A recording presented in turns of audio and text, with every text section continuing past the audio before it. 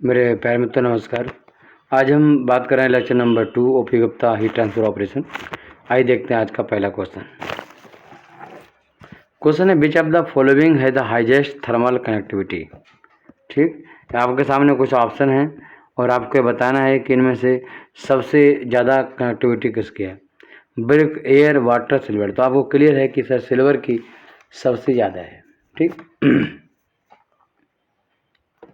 देखिएगा, अगर हम यहाँ पर एक लिस्ट बना लें,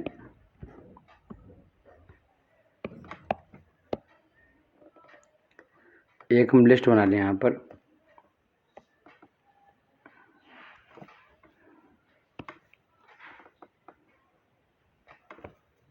ठीक, इधर हम लिखें मटेरियल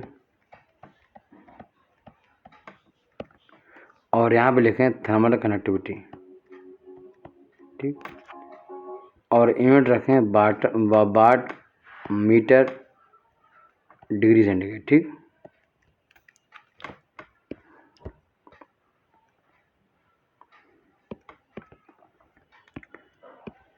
इनमें से हम ऑप्शन ले लें तो सबसे पहले हम बात करें सिल्वर की। सिल्वर की थर्मल कनेक्टिविटी बहुत ज़्यादा होती है, 407 के अप्रॉक्स वाट अपॉन मीटर सेंटीग्रेड। ठीक, अगर हम भाई ब्रिक के बारे में बात करें, ईंट के बारे में, तो ईंट को दो तरीके से हम कर सकते हैं। एक तो जो है वो है फायर ब्रिक।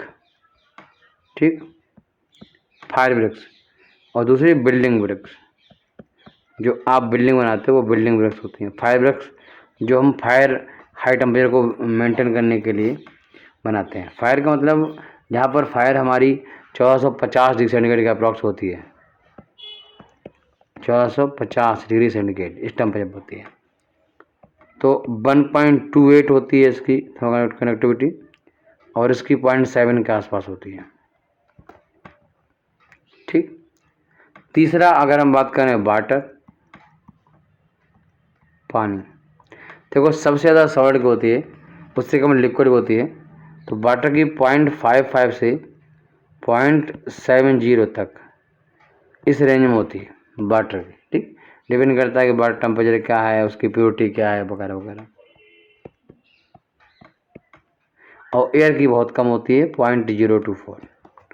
तो बिल्कुल क्लियरली आपको दिख रहा है कि सबसे ज़्यादा किसकी है, सिल्वर की है। तो 11 का डी आंसर राइट है। क्वेश्चन नंबर हम 12 देखेंगे।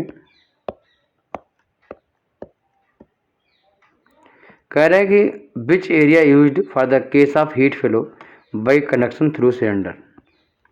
देखो, अगर हम प्लेट के थ्रू बात कर रहे हैं तो अर्थमेटिक मीन एरिया, ठीक, मतलब area of high, area upon low, इन दोनों जोड़ो अपॉन 2। जैसे मान लो हमारे पास एक प्लेट है, इस तरीके की है, A1 हो गया, A2 हो गया, अगर प्लेट की फॉर्म में, तो मतलब स्लेब की फॉर्म में से प्लेट या स्लेब बोलते हैं। भाई अगर हमारा सिलेंड्रिकल है, सिलेंड्रिकल कोई हमारे पास बॉडी है और उस कर्व्ड सरफेस एरिया के थ्रू हीट का ट्रांसफ़र होता है। ए वाली जो कर्व्ड जोन है, ए वाला इसके परपेंडिकुलर हीट का ट्रांसफ़र हो रहा है। ठीक, सिलेंडर के केस में तो ऐसी कंडीशन में एरिया को हम लॉगरिथमिक मीन एरिया लेते हैं। क्या लेते हैं, लॉगरिथमिक मीन एरिया लेते हैं। इसमें बड़ा एरिया माइनस छोटा एरिया बटे ln अपन बड़ा माइनस छोटा। अगर आपने ऊपर A2 माइनस A1 कर दिया तो आप नीचे भी A2 अपॉन A1 करिए। ठीक, वही अगर स्फीयर का केस है, गोले का केस है, तो ज्योमेट्रिक मीन एरिया इसमें आपको बराबर होता है पहला एरिया और दूसरा एरिया, इन दोनों का मल्टीप्लाई और उन दोनों का अंडर रूट, मल्टीप्लाई का अंडर रूट। ठीक, तो आपके क्वेश्चन में पूछ रहा है क्या कि भाई सिलेंड्रिकल एरिया के लिए क्या करेंगे, लॉगरिथमिक मीन एरिया। 12 का आंसर है ए। ठीक, अर्थमेटिक स्लेब के लिए, ज्योमेट्रिक स्फीयर के लिए क्वेश्चन नंबर 13। 3-4 क्वेश्चन क्लियर हो रहे हैं एक क्वेश्चन में। हमारे जिस तरीके से कोई भी लेक्चर देखो उसमें कोई टाइम वेस्ट आपका नहीं होने वाला है। हम कहीं भी कोई अपने ज़्यादा प्रचार नहीं करते हैं, ना टाइम वेस्ट करते हैं आपका, बस पॉइंट टू पॉइंट बात होती है लेक्चर में। बस पहले लेक्चर में थोड़ा सा हम आपको समझा देते हैं। क्वेश्चन नंबर 13, कह the heat flow from very thin barred cylinder use mean radius logarithmic mean radius. ठीक है, कोई सिलेंड्रिकल बॉडी है तो रेडियस कौन सा यूज करते हैं? Logarithmic mean radius. एरिया कौन सा यूज करते हैं? Logarithmic mean area. टेम्परेचर कौन सा यूज करते हैं? Logarithmic mean temperature. ठीक है, टेम्परेचर तो फिर जो हम यूज करते हैं वो करते ही हैं। LMTD भी लेते हैं। LMTD भी standard differential logarithmic mean area है। तो 13 का बी। अगर लॉगरिथमिक मीन रेडियस के बारे में बात करें तो बड़ा रेडियस बटे माइनस छोटा रेडियस अपॉन बड़ा अपॉन छोटा, सिंपल। जो लॉगरिथमिक मीन टर्म है वो एक मैथमेटिकल टूल है, उसको कहीं भी आप यूज कर सकते हो। अब आप क्वेश्चन जब पूछ सकते हो सर यहाँ पर सिलेंडर में आपने लॉगरिथमिक लिया है, आप इसमें ज्योमेट्रिक मीन ले लोगे तो क्या दिक्कत है? ये क्वेश्चन आपका बनता है। देखो ये एक एक्सपेरिमेंटल ऑब्जर्वेशन है कि जब हम देखते हैं कि लॉगरिथमिक सिलेंड्रिकल के केस में हीट ट्रांसफर निकालना हो तो वहाँ पर एरिया जो लेते हैं वो लॉगरिथमिक रेडियस के अकॉर्डिंग लेते हैं, तो रिजल्ट हमारा बहुत एक्यूरेट आता है। जो थ्योरेटिकल डाटा है और जो प्रैक्टिकल डाटा है वो काफ़ी मैच करता है। इसलिए सिलेंड्रिकल केस में हम लेते हैं लॉगरिथमिक मीन, स्फीयर के हम ज्योमेट्रिक मीन और सिलेब केस में अर्थमेटिक मीन लेते हैं, और कोई वजह नहीं है। 13 नंबर क्वेश्चन का बी आंसर है। क्वेश्चन नंबर 14 देखेंगे। इसमें पूछ रहा है what is the logarithmic mean of R1 R2 R1 minus R2 बटे ln R1 upon R2। This is the answer. इसमें शर्त यह है कि R1 ज़्यादा होना चाहिए R2 से, बट कोई दिक्कत नहीं है। अगर R2 ज़्यादा है तो आप नहीं यहाँ पर R2 पर R1 करिए, पर यहाँ आपको R2 पर R1 कर देना है, दोनों बराबर आएंगे। बहुत क्या होगा, छोटा माइनस बड़ा माइनस आएगा, और छोटा माइनस बड़ा छोटा बटे बड़ा करोगे तो यहाँ पर वैल्यू भी यहाँ पर भी माइनस आएगा, तो माइनस से माइनस कैंसिल हो जाएगा। ठीक, तो R1 minus R2 upon ln R2 upon R1 B option में कह रहा है, तो ये गलत है। R1 minus R2 upon ln R2 ए सही है, 14 नंबर का ए। और यहाँ पर R2 माइनस R1 ln तो जो गलत दिया है, या तो R2 ऊपर रख रहे हो तो यहाँ भी R2 अपॉन R1 करो। R1 माइनस R2 जो सही लिखा है बट यहाँ माइनस ने एक्स्ट्रा दे दिया है, इसलिए गलत है। A is the right answer. Question number हम 15 देखेंगे। What is the Nusselt number? Nusselt number heat transfer rate through convection upon heat transfer rate through conduction, या फिर heat resistance heat thermal convective resistance upon thermal convective resistance का ratio होता है। और नसल्ट number जो है वो आप HD अपॉन के, नसल number based on the diameter of pipe, या फिर नसल्ट नंबर आपका HL अपॉन के होता है, जहाँ पर L आपकी कैरेक्टरिस्टिक लेंथ है। अगर कोई और हमारी ज्योमेट्री है तो उसके लिए हम डायमीटर अगर प्रोवाइड नहीं हो पा रहा है तो हम कैरेक्टरिस्टिक लेंथ लेते हैं। और कैरेक्टरिस्टिक लेंथ निकालने के तरीके स्फीयर के लिए, रेडियस सिलेंडर के लिए, इन सब के लिए अलग होते हैं। मैंने आपको समझाया हुआ है अपने कंटेंट में। तो HD upon K, B is the right answer, 15 का बी। ठीक, ऐसे ही देखो यहाँ पर HD ना हो के SCP, इसलिए ये गलत है, ये गलत है, क्लियर, ये गलत है। क्वेश्चन नंबर 16 देखेंगे। Prandtl number, Prandtl number is the ratio of kinematic viscosity, इसे बोलते हैं थर्मल डिफ्यूजिविटी, काइनेमेटिक डिफ्यूजिविटी जिसे बोलते हैं मोमेंटम डिफ्यूजिविटी। ठीक, और अपॉन थर्मल डिफ्यूजिविटी अल्फा, इन दोनों का रेशियो होता है। इसको हम काइनेमेटिक विस्कोसिटी क्या होती है, न्यू अपॉन अल्फा। तो न्यू को लिख सकते हैं म्यू अपॉन रो, और इसको बोल सकते हैं के अपॉन रो CP। तो रो से रो यहाँ कैंसिल हो जाएगा, सॉल्व करने पर आ जाएगा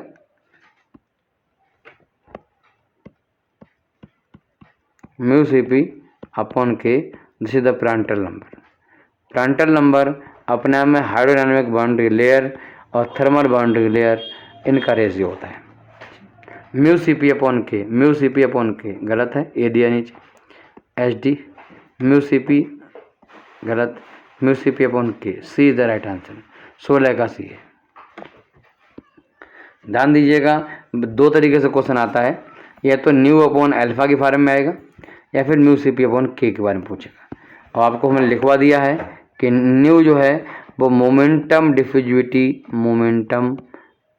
डिफ्यूजिविटी है, मात्रक है मीटर स्क्वायर पर सेकंड।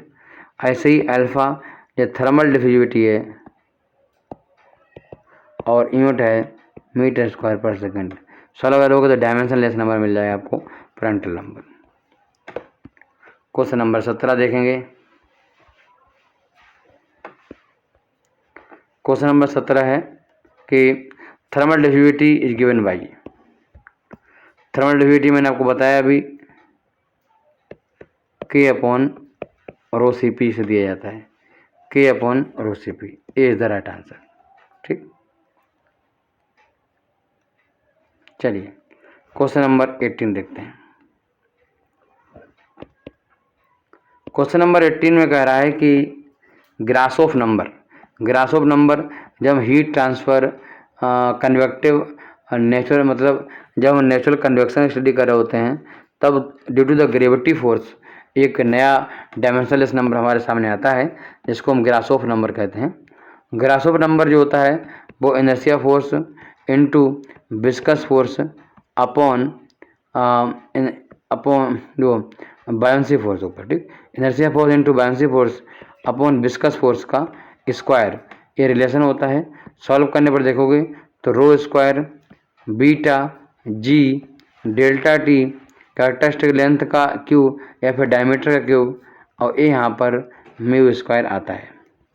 ठीक, आप देख सकते हो कि म्यू स्क्वायर और रो स्क्वायर को अगर आप नीचे डिवाइड में ले आओ तो ए आपका जी बीटा डेल्टा टी, अगर एल को आप डी में कन्वर्ट कर दो और नीचे म्यू अपॉन रो का मतलब होता है new kinematic viscosity, new is the dynamic viscosity और न्यू इज द न्यू। ठीक, और ये है म्यू, म्यू क्या है डायनामिक विस्कोसिटी और न्यू क्या है काइनेमेटिक विस्कोसिटी। ठीक, तो देखो ये रिलेशन कहाँ पर मैच कर रहा है, G D Q B G D Q G D B Q rho square nu square, option number A बिल्कुल मैच कर रहा है। ठीक, डी में यहाँ पर बी में देखो डी स्क्वायर दिया हुआ है और जो सी है उसमें आपका मल्टीप्लाई में दिया है न्यू, जो कि डिवाइड होना चाहिए इसलिए गलत है, और यहाँ पर डिवाइड में सिर्फ म्यू है जो कि म्यू स्क्वायर होना चाहिए। तो A is the right answer, G D Q beta delta T rho square upon mu square. Question number हम देखेंगे 19 नंबर। 19 नंबर क्वेश्चन है कि if H1 equal to inner film coefficient और H2 कोई मान लो हमारे पास कोई प्लेट है सिंपल, ठीक, उसके अंदर का जो फिल्म कोएफिशिएंट है वो H1 है और बाहर का H2 है। ठीक, this is the convective heat transfer coefficient, this is the convective outside heat transfer coefficient H2 और ओवरऑल हीट ट्रांसफर कोएफिशिएंट। ठीक, ओवरऑल हीट ट्रांसफर क्या होता है 1/u, this is the overall u is the overall heat transfer coefficient equal to 1/h1 inner heat transfer coefficient 1/h2 outer heat transfer coefficient. कभी कभी HI और H0 भी उसको कहते हैं। ठीक, तो ये देखा जाता है कि भाई जो overall heat transfer coefficient u होता है, overall heat transfer coefficient u होता है, वो हमेशा इन दोनों के बीच में H1 और H2 के बीच में लाई करता है। क्यों? क्योंकि ये इन दोनों का क्या होता है हार्मोनिक मीन होता है। समझ गए। इसको हम हार्मोनिक मीन कहते हैं। आप लोगों ने पढ़ा होगा। अगर इनको सॉल्व करेंगे हम तो जी H1S2 अपॉन H1S2 ये रिलेशन निकल के आता है। उल्टा हो गया, इसका इनवर्स कर लो। H1S2 upon H1S2। देखो ना, हार्मोनिक मीन से कुछ मिलता जुलता लग रहा है मुझे, ठीक। ये रिलेशन निकल के आता है और ये H1S2 के बीच में वैल्यू लाई करती है, ठीक। आप कभी देखोगे प्रैक्टिकली कोई न्यूमेरिकल देखोगे तो वहाँ भी आपको ऐसा फील होगा। क्वेश्चन नंबर 20 देखेंगे। इसमें हमसे एक रिलेशन पूछ रहा है, कह रहा ग्रेटेज नंबर क्या है। ग्रेटेज नंबर जो होता है वो, इसमें जो ऑप्शंस हैं हमारे पास, जो ग्रेटेज नंबर में हमारे पास ऑप्शन होते हैं उनको हम समझ लेते हैं। इसको कई तरीके डिफाइन करते हैं। ग्रेटेज नंबर जो होता है वो होता है कि m.Cp अपॉन L और बटे K, ठीक, ये रेशियो होता है। इसको हम G डैश या फिर कभी कभी हम सिंपल G से रिप्रेजेंट करते हैं, ठीक। तो m.Cp अपॉन KL ये रिलेशन निकल के आता है। m.Cp अपॉन KL 20 का A is the right option, ठीक। m' यहाँ पर मास फ्लो रेट है, Cp हीट कैपेसिटी है और K थर्मोकंडक्टिविटी और L कैरेक्टरिस्टिक लेंथ या फिर पाइप की लेंथ। किसी भी सर्कुलर पाइप के लिए ये डिफाइन किया जाता है। अगर हम m डॉट की वैल्यू को पुट करें तो m डॉट की वैल्यू के लिए वॉल्यूम इंटू डेंसिटी, तो π/4 d² L। बट अगर मास फ्लो रेट है तो L की जगह पे आएगा वेलोसिटी आएगा, वेलोसिटी इंटू रो, ये वैल्यू पुट करेंगे और Cp अपॉन L बटे K, ठीक।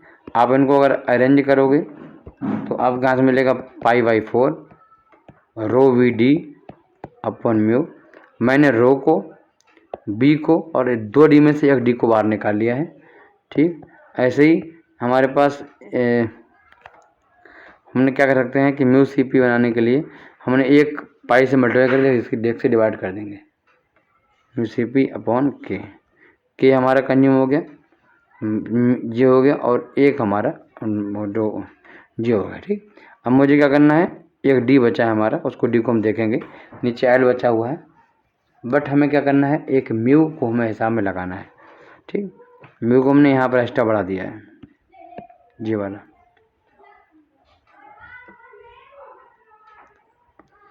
इंटू D अपॉन L, यह रिलेशन निकल के आएगा। ये रेनॉल्ड नंबर होता है, ये प्रांटल नंबर होता है, तो हम देखेंगे तो π/4 और this is the Reynold number into Prandtl number D upon L, ठीक। ये रिलेशन निकल के आएगा, ये ग्रेटेज नंबर का फॉर्मूला है, ठीक। ग्रेटेज नंबर को एक और तरीके से डिफाइन भी करते हैं, हम उसको भी देख लेते हैं। एक और तरीका है, उसको डिफाइन करते हैं। तो आपने देखा π/4 into Reynold number into Prandtl number into D upon L, और रेनॉल्ड नंबर प्रांटल नंबर को पैकेट नंबर भी कहते हैं। तो हम बोल सकते हैं कि π/4 into Peclet number into D upon L, this is the Graetz number, ठीक। अब दूसरा तरीका कौन सा है कि G equals to m.Cp upon L के, ठीक। हम इनकी वैल्यू को सॉल्व करें, m डॉट को हम रो बोलें और इस बार हम ओपन ना करें, एरिया इंटू लेंथ की जगह पर एरिया इंटू वेलोसिटी ले लें और Cp ले लें और L के ले लें, ठीक। ऐसे कर लें। यहाँ पर जो AB है उसको A इंटू V रहने दें, नीचे जो आपका है K उसको ऐसे रहने दें और रो Cp उसको ऐसे कर दें। देखो K ऐसा है, रो और Cp इसको नीचे ले लें और L मल्टीप्लाई में कर दें, ठीक। यहाँ से हम देखें A into V upon L alpha, ये वैल्यू निकल के हमारे सामने आती है। एरिया को हम π/4 d² कह सकते हैं, B अपॉन L अल्फ़ा, ठीक, ऐसे कर सकते हैं। अब हम एक काम करें, πD ऐसा करें, पाई डी अपॉन 4L ऐसे कर दिया, into V D upon alpha ऐसे कर सकते हैं।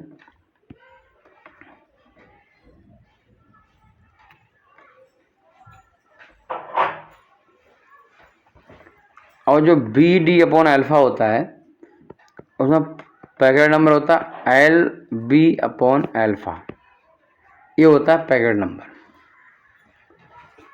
ठीक, ये क्या होता है, ये होता है Peclet number L into B upon alpha. ठीक,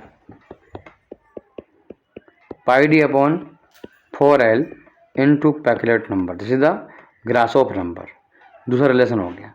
मेरा क्वेश्चन कह रहा है सर हमें ये चीज़ नहीं समझ आई जो आप बता रहे हो, ये कहाँ से आया? पैकेट नंबर तो कुछ और होता है। पैकेट नंबर क्या होता है मेरे प्यारे? Roll number into Prandtl number होता है। Roll number into Prandtl number होता है। इनको सॉल्व करो, म्यू से म्यू कैंसिल करो, rho B D C P upon K, आपको वी अलग लेना है, बी डी अलग लेना है। ठीक, और के अपॉन रो सी पी क्या बोलते हो? अल्फ़ा। तो बी डी अपॉन अल्फ़ा, डी को कैरेक्टरिस्टिक लेंथ से रिप्लेस कर सकते हो, बी एल अपॉन अल्फ़ा। तो बी डी अपॉन अल्फ़ा या फिर बी एल अपॉन अल्फ़ा, इसको क्या बोलते हैं? Packet number. मैंने भी तो आपको यही लिखवाया है, एल बी अपॉन या बी एल अपॉन अल्फ़ा, इसको पैकेट नंबर कहते हैं, बस यहीं से लिखवाया, समझ गए? तो ओवरऑल आपने आज देखा कि जो ग्रासोफ नंबर होता है, ग्रासोफ नंबर को हम डिफाइन करते हैं पाई बाई 4 और Reynold number into Prandtl number D upon L, इस तरीके से करते हैं। पहला तरीका हम इसको पैकेट नंबर बोलते हैं, तो पाई बाई 4 इंटू पैकेट नंबर और डी अपॉन एल, ऐसे भी प्रीवियस एग्जाम में आ चुका है क्वेश्चन। या फिर इसी में हमने इसको और तरीके देखें तो pi D upon 4L into Peclet number. ठीक, यहाँ पर इस तरीके से, और पैकेट नंबर जो होता है वो वी एल या फिर एल वी अपॉन अल्फ़ा या फिर वी डी भी होता है, ये भी इस तरह इसका प्रेजेंटेशन है। Simple roll number packet number को मल्टीप्लाई करोगे तो ये आंसर आ जाएगा। ठीक, ये था हमारा आज का लेक्चर। फिर मिलते हैं, नमस्कार, जय हिंद, जय भारत।